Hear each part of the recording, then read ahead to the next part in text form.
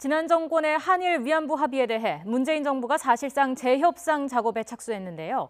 이런 분위기에 찬물을 끼얹었다고 해야 할까요? 야당의 한 지역정당 대변인이 위안부 피해자를 깎아내리는 글을 연거푸 본인 SNS에 올려 큰 반발을 사고 있습니다. 이문석 기자가 취재했습니다. 지난 16일 이기원 바른정당 충남도당 대변인이 자기 SNS에 평화의 소녀상 건립에 대한 글을 남겼습니다. 위안부를 고려시대 공녀, 조선시대 환양녀와 함께 언급하며 낯뜨겁고 부끄러운 역사라고 표현했습니다.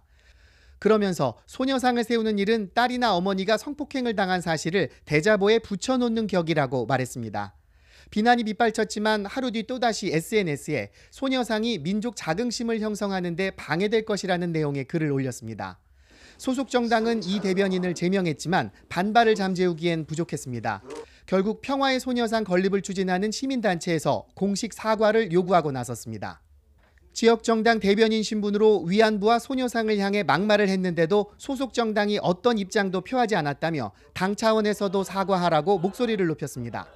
정당의 대변인의 신분으로 그렇게 저질러진 범죄 행위이기 때문에 바른정당 중앙당은 이 부분에 대해서 머리 숙여 사과를 해야 된다고 생각합니다. 이 전 대변인은 현재 문제가 된 글을 SNS에서 모두 내린 상태. 사과할 생각이 있는지 확인하려 했지만 연락이 닿지 않고 있습니다.